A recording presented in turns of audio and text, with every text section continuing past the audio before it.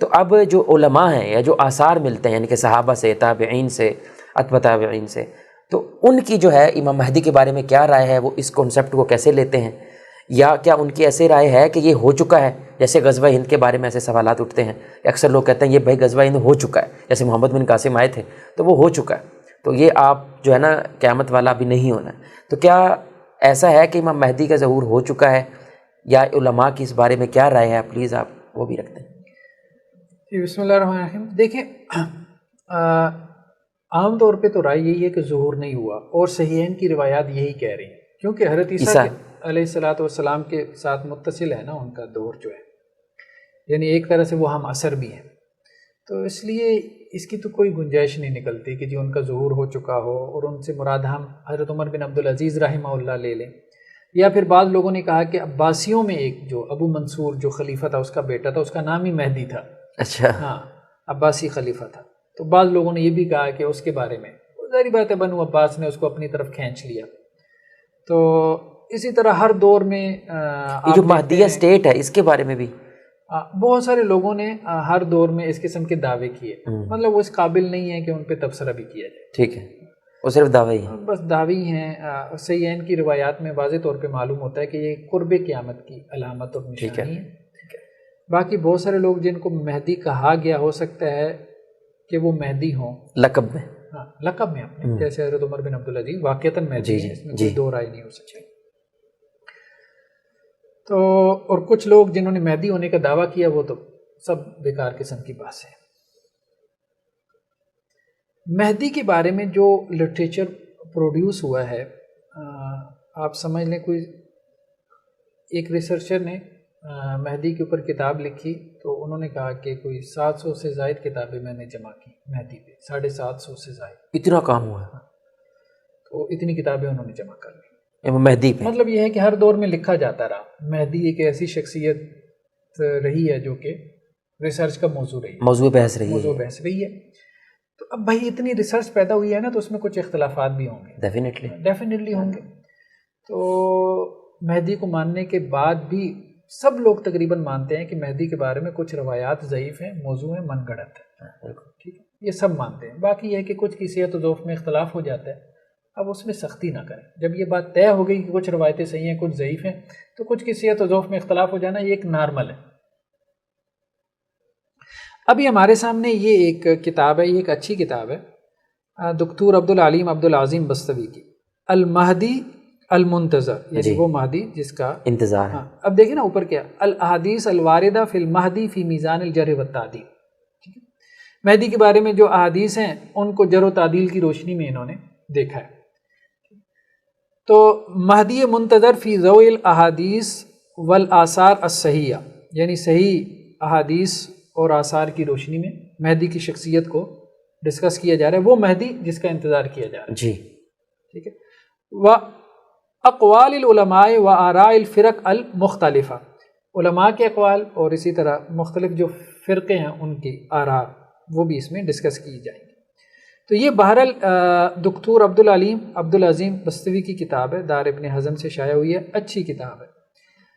کتاب کا میں نے مطالعہ کیا ہے، کتاب قابل مطالعہ، لیکن میرا جو تاثر ہے اس کتاب کے بارے میں وہ یہ ہے کہ بہت کچھ جو مہدی کے بارے میں چیزیں ضعیف روایتوں میں تھیں، یا جن کو آپ دیکھ رہے ہیں کہ میجورٹی ان کو ضعیف کہہ رہی ہے، ابھی آپ کو کچھ روایتیں میں نے دکھائیں اسکرین پہ، ان کو بھی صحیح کہہ جاتے ہیں، مطلب متساہل ہیں، لینیٹ ہیں، اور بہت سی روایتوں پہ بہت جرح اور کلام موجود ہے، تو ان روایتوں کو بھی اوورآل ایک تحقیقی کام ہے، اچھا کام ہے، اس کا مطالعہ کرنا چاہیے۔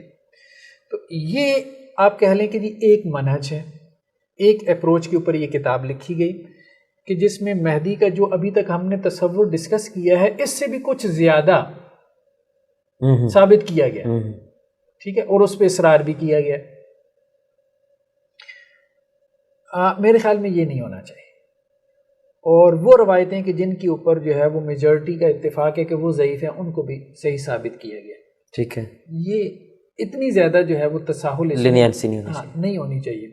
اس کی وجہ یہ ہے کہ آپ نتائج کے اوپر غور نہیں کر رہے کہ نتائج کیا نکل رہے ہیں اس سے جو پیدا ہوں گے، لوگ جو انڈرسٹینڈنگ ڈیولپ کریں گے، اور اس کے نتیجے میں پھر جو جنگ و جدال فتنہ فساد ہوگا، یہاں تو لوگ اس کو عقیدہ سمجھ کے جو ہے وہ مان کے قبول آگے کر چلیں لیتے گے، ہیں. بالکل اس پہ ہم آگے چل کے گفتگو کریں گے. تو یہ ایک اپروچ ہے، اور مجھے اس اپروچ سے اتفاق نہیں ہے. تحقیق کو اپریشیٹ کرتے ہیں، بہت محنت ہے، جان ماری ہے ایک بندے نے، ایک محقق نے، ریسرچر نے، اپریشیٹ کرنا چاہیے. لیکن یہ اپروچ کہ آپ بہت تساہل دکھائیں مہدی کے بارے میں روایات کو، اور جن کے بارے میں ضعیف جداً کے الفاظ ہیں ان کو بھی آپ صحیح قرار دے جائیں، ٹھیک نہیں. دوسرا جو ہمارے سامنے ہے وہ یہ دکتور آداب محمود حمش کی کتاب ہے، المہدی المنتظر فی روایات اہل السنہ والشیعہ الامامیہ دراسہ حدیثیہ نقدیہ. ساروں کی مطلب انہوں نے اہل سنت اور جو امامیہ شیعہ ہیں ان کی جو روایات ہیں ان کو انہوں نے کیا کیا کہ یہاں پہ جمع کیا، ٹھیک ہے، ان کا ایک نقد جو ہے وہ پیش کیا. اچھا، انہوں نے اپنی کتاب کا جو خلاصہ نکالا ہے، ٹھیک ہے، نتائج البحث میں، وہ یہ ہے کہ یہ کہتے ہیں کہ جی وہ حدیثیں جو کہ امام مہدی کے بارے میں، مہدی منتظر کے بارے میں ہیں، جی بہت بہت زیادہ ہے. لیکن جن روایتوں کو علماء نے صحیح کہا ہے وہ تقریباً کوئی 20 ہیں، ٹوٹل میں 20 ہیں جن کو صحیح کہا ہے. ٹھیک ہے، باقی ضعیف موضوع بہت روایتیں. آئی تھنک ان میں سے اکثریت ہم نے بیان بھی کی ہیں تقریباً. ہاں، اکثریت ہم نے بیان کر دی. اچھا، وہ احادیث جو کہ مرفوع ہیں اور جن میں مہدی کا ذکر ہے وہ تقریباً 10 ہیں.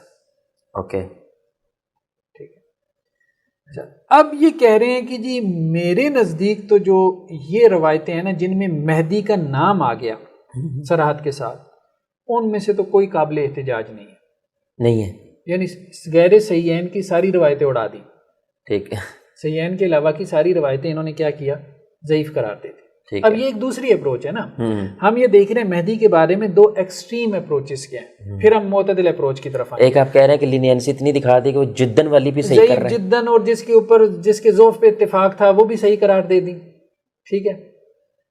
اور دوسری طرف یہ ہے کہ جو صحیح ہے ان کو غیر صحیحین کی جتنی روایتیں کہا کہ جس میں مہدی کا نام آ گیا نا وہ تو ساری ضعیف ہو گئیں، اور جن میں مہدی کا نام نہیں آیا جیسے صحیحین کی روایتیں ہیں تو ان سے مراد مہدی نہیں ہے.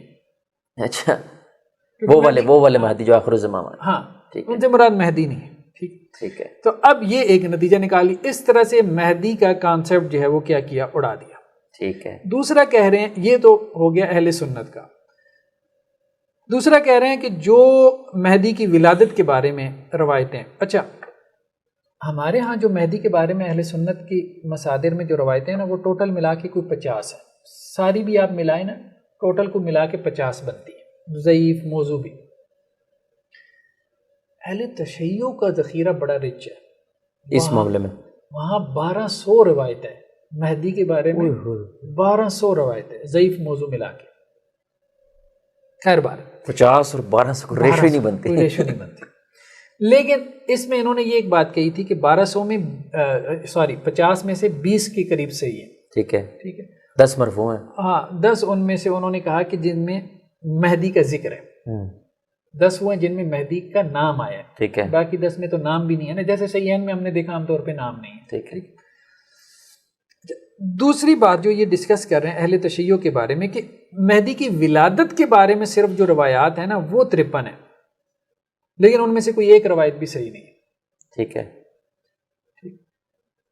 اور اس کے بعد آگے چل کے اسی طرح سے کہتے ہیں وہ روایات جن میں مہدی کا نام آیا ہے، اس کے والد کا نام آیا ہے، اور یہ کہ وہ فاطمہ کی اولاد میں سے ہوگا یا حسنی یا حسینی ہوگا، سب کی سب ضعیف ہیں، منکر ہیں، پرلے درجے کا ضعف ہے ان میں. تیسرا یہ بات یہ کہہ رہا ہے کہ اس تمام جو کانسیپٹ سے، یہ آپ شیعہ مصادر کی بات کر رہے ہیں. جی جی. تیسرا وہ یہ بات کہہ رہا ہے کہ یہ جو تمام میری جو ریسرچ سٹڈی ہے اس میں نے جو کتابیں اپنے سامنے رکھی ہیں تو وہ تقریباً کوئی 750 کتاب ہے، جس کو دیکھ کے میں نے یہ کتاب جو ہے وہ اپنی مرتب کی ہے. اچھا خیر بہرحال اب آپ دیکھیں کہ یہ ایک دوسری ایکسٹریم ہے. ٹھیک ہے. کہ جہاں آپ نے مہدی کے بارے میں اس کا تصور، اس کی شخصیت ہی جو ہے وہ آپ نے اڑا دی. اور یہ ہم نے کہا تھا کہ رجحان رہا ہے تقریباً قرون وسطیٰ سے ہمیں ملتا ہے، ابن خلدون رحمہ اللہ سے، کہ انہوں نے مہدی کی حدیثوں پہ ان کو کرٹیسائز کیا. پھر اس کے بعد ہمیں ملتا ہے مولانا ابوالکلام آزاد ہو گئے، علامہ تمنا مادی ہو گئے، مولانا اصلاحی ہو گئے، غامدی صاحب ہو گئے، اور لوگ ہو گئے جنہوں نے مہدی کی شخصیت کا انکار کیا، لیکن کم لوگ ہیں. میجورٹی ہمیشہ ہر دور میں قائل رہی ہے. ٹھیک ہے. تو صحابہ کا اس بارے، یہ تو ایک علماء کی ایک جماعت آپ کر رہے ہیں، کنٹمپریری کے کچھ علماء کی بات کر رہے ہیں. تو صحابہ اور یہ تابعین ہے، خصوصاً ابن عباس ہیں، جس طرح عبداللہ بن مسعود ہیں، یہ جو مفسر قرآن مانے جاتے ہیں، جن کو صحابہ میں ایک اتھارٹی مانا جاتا ہے، ڈیفینیٹلی ان کی بھی تو کچھ آراء ہوں گی ان کے بارے میں. وہ ان کے بارے میں کیا رائے رکھتے ہیں؟ دیکھیں، اصل میں بات یہ ہے کہ صحابہ میں، تابعین میں، تبع تابعین میں ہمیں مہدی کے بارے میں ڈسکشنز نہیں ملتی. اچھا. ایون کہ ائمہ کے ہاں نہیں ملتی. چاروں. آپ یوں کہہ سکتے ہیں امام احمد کے ہاں بھی اتنی ملتی ہے کہ امام احمد کی مسند احمد میں کچھ روایتیں ہیں. ٹھیک ہے. ٹھیک ہے. لیکن یہ کہ کسی نے ان سے سوال کیا ہو، جیسے فقہی ذخیرہ ہے نا، ان سے مروی ہے، کسی نے سوال کیا انہوں نے جواب دیا، ایسا کچھ بھی نہیں ملتا. یہ عجیب بات نہیں ہے. تو اسی طرح ایسا مطلب آپ کو کیوں لگتا ہے ایسا کیوں ہے؟ اس پہ ہم آگے چل کے ڈسکس کرتے ہیں. دوسری بات یہ بھی ہے کہ ہماری جو عقیدے کی کتابیں ہیں، اس میں ایک بڑی کتاب جو عقیدہ طحاویہ پڑھائی جاتی ہے، ٹھیک ہے، سلفی اور حنفی دونوں مدارس میں، امام طحاوی کی کتاب ہے. ابن تیمیہ نے جو کتابیں لکھی ہیں، عقیدہ واسطیہ ہے، تو اسی طرح سے اور کتابیں ہیں. اس کے علاوہ اور کتابیں آپ دیکھ لیں عقیدے کی، ان میں آپ کو مہدی کی بحث نہیں ملتی. یعنی یہ ایک چیپٹر تو ہوتا ہے اشراط الساعہ کا، قیامت کی علامات، ان میں نزول مسیح کا تذکرہ ہے، حضرت عیسیٰ علیہ السلام کے نزول کا، ان میں دجال کا ذکر ہوتا ہے اور قیامت کی نشانیوں کا ذکر ہوتا ہے، لیکن ان نشانیوں میں مہدی کا ذکر نہیں ہوتا عقیدے کی کتابوں میں. تو ایک بات اور ذہن میں رکھنی چاہیے کہ یہ ہمارے ہاں عقیدے کا اس طرح سے موضوع نہیں رہا. ٹھیک ہے. جیسے اب ہم نے اس کو سمجھ لیا ہے، جتنا زیادہ یہ بیان ہونے لگا، جتنے زیادہ یہ بیان ہونے، تو ایک چیز اس کی جتنی اہمیت ہے اتنی وہ بیان ہو بہت اچھا ہے. ہم نے کہا نا کہ یہ قیامت کی نشانیوں میں سے جو چھوٹی نشانیاں ان میں سے آخری نشانی ہوگی. اس اعتبار سے یعنی کہ جس لیول کی گلوریفیکیشن آپ کہہ رہے ہیں کہ ہمارے دور میں ہو رہی ہے مہدی کے حوالے سے، اس لیول کی گلوریفیکیشن جو ہے وہ صحابہ یا امام سلف میں نہیں رہی، ائمہ کے دور میں نہیں، سلف میں نہیں رہی، ہماری عقیدے کی بنیادی کتابوں کا حصہ نہیں رہا مہدی کا تذکرہ. اب آپ دیکھیں کہ عقیدہ طحاویہ میں یہ تو ذکر ملتا ہے کہ موضوع پہ مسح کرنا، موضوع پہ مسح کرنا، یہ بھی عقیدے کی کتاب میں آ گیا کہ یہ اہل سنت کا امتیاز ہے. موضوع پہ مسح کرنا حالانکہ اس کا عقیدے سے تعلق نہیں تھا، لیکن وہ ایک امتیاز بیان کر رہے ہیں. ایک امتیاز اس لیے کہ جو بدتی فرقے تھے وہ اس کو نہیں مان رہے تھے. ٹھیک ہے. لیکن دوسری جو ہمارے سامنے کتاب ہے یہ ہے ایک سلفی عالم دین ہے، عبداللہ بن زید آل محمود. یہ قطر کے آپ کہہ لیں کہ مفتی اعظم تھے. اچھا. ہاں ٹھیک ہے.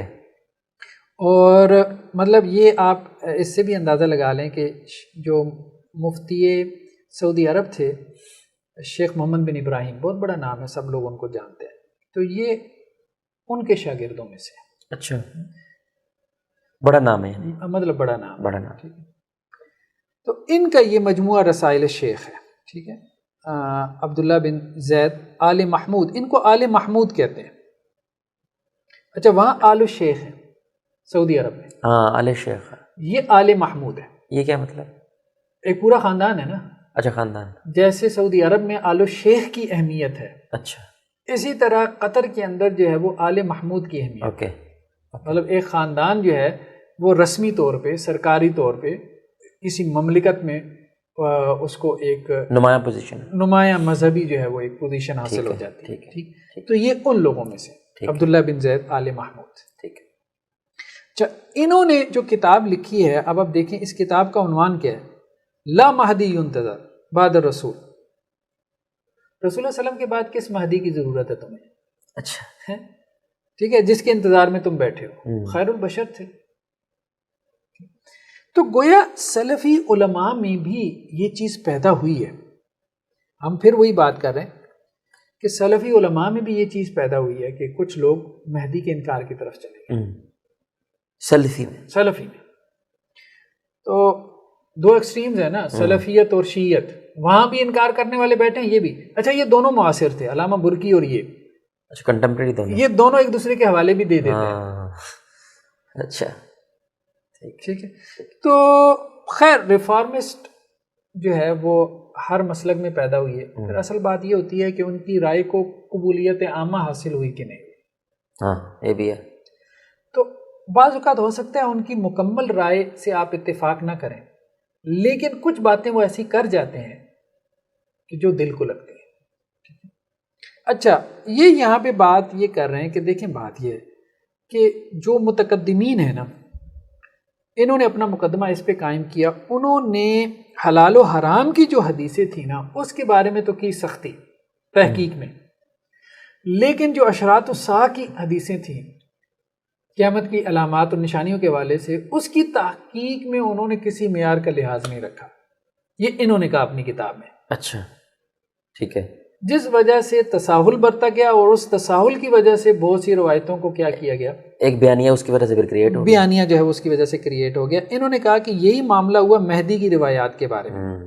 اچھا ایسا نہیں ہے کہ یہ نزول مسیح کو نہیں مانتے، نزول مسیح کو مانتے ہیں کیونکہ اس کی روایات تو صحیحین کی میجر سائنس کو مانتے ہیں. ہاں دجال کو بھی مانتے ہیں، لیکن مہدی کے بارے میں شکوک و شبہات کا اظہار کر رہے ہیں. ٹھیک ہے. ایک تو وہی بات کہ جی جو صحیحین کی روایات ہیں یہ کہہ رہے ہیں کہ جی اس میں تو نام نہیں ہے، اس کی پھر وہ تعویل دوسری طرف لے کے چلے جاتے ہیں. اس کی تعویل لوگ دوسری طرف لے کے چلے جاتے ہیں. اور جو غیر صحیحین کی روایات ہیں تو ان میں کوئی نہ کوئی کلام آپ کو مل جاتا ہے، تو یہ اس کا تذکرہ کرتے ہیں. کنسیپٹ ایک کریٹ نہیں ہوتا پھر اس طرح سے وہ ایک کانسیپٹ جو ہے وہ بن نہیں پاتا. صحیح. لیکن ہم نے جو بات کہی ہے وہ یعنی کہ اب یہ خلاصہ کیا بنتا ہے آپ کی ان ساری باتوں سے، یعنی کہ علماء سے آپ نے کہا کہ جو صحابہ ہیں تابعین اتباع تابعین، ان میں تو اتنی زیادہ ان کے بارے میں رائے ملتی کوئی نہیں، ائمہ کے اندر ملتی کوئی نہیں. شیعوں کے اندر ویسے ہی وہ کرٹیک کر رہے ہیں خود ہی کہ بھائی یہ جو آنا تم نے ایک فکشنل سا کریکٹر جو ہے نا کریٹ کیا ہوا ہے، جس کے ایک وقتی ضرورت تھی جب تم ظلمت کا شکار تھے، ابھی تو ہے کوئی نہیں ہے. اور ان میں سے کلی طور پر انہوں نے انکار کر دیا. پھر سلفیت میں سے بھی آپ نے کچھ بیان کیا کہ وہ بھی شکوک و شبہات کا اظہار کم از کم ضرور کرتے ہیں، اور اس کی ایک وجہ یہ ہے کہ ایک ڈائریکٹلی جو ہے نا ایک بندے کے بارے میں تو بات نہیں کی گئی ہے، بس ایک بات یہ کی گئی ہے بھائی ظاہری بات ہے جب عیسیٰ علیہ الصلوۃ والسلام کا ظہور ہوگا تو ظاہری بات ان کو سپورٹ کرنے کے لیے بھی لوگ موجود ہوں گے. ان سپورٹ ظاہری بات ہے جو کرنے والے ہوں گے ان میں کوئی لیڈر بھی ہوگا. تو یہ ایک نارمل سی بات ہے. آپ اس کو ایسا گلوریفائی کیوں کر رہے ہیں اتنا زیادہ کہ جیسے ایک نبی ہوتا ہے نا، تو نبی تو نعوذ باللہ وہ نہیں ہوں گے، لیکن جیسے عمر بن خطاب، علی، یہ جتنے لوگ آئے تو ایسی اللہ ان پہ کروڑ رحمت نازل فرمائے، ایسی ایک فگر آ رہی ہے.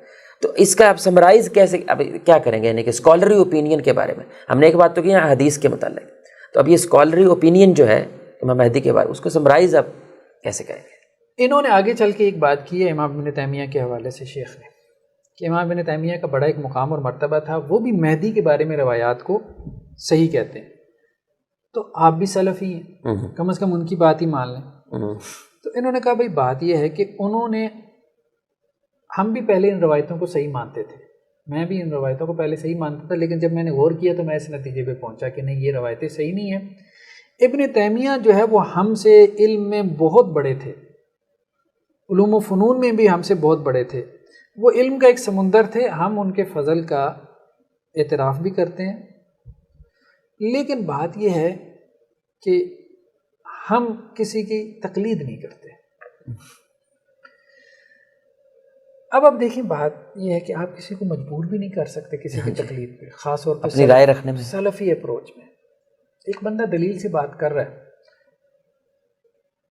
اب ایک ملک کا مفتی جو ہے، مفتی اعظم، اگر وہ بھی نہیں رائے دے سکے گا، اس کو بھی آپ پابند کریں گے تو یہ ایک دوسری انتہا پہ آپ چلے جائیں گے.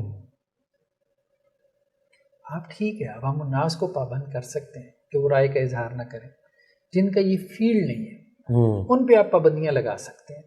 بڑے علماء پہ کبھی پابندی نہیں لگائی جا سکتی کہ وہ اس رائے کا اظہار نہ کریں. انہوں نے ہر دور میں رائے کا اظہار کیا کیونکہ وہ اس کے اہل تھے. وگرنہ ان کی اتنی محنت کرنے کا فائدہ کیا اگر ہم رائے نہیں دے سکتے؟ اس میں ہاں اس میں جو قرآن نے بات کی نا واما ما ينفع الناس فيمكث في الارض، جو لوگوں کے لیے فائدہ مند چیز ہوتی ہے نا وہ زمین میں بیٹھ جاتی ہے، وہ باقی رہ جاتی ہے. بہت اچھی بات.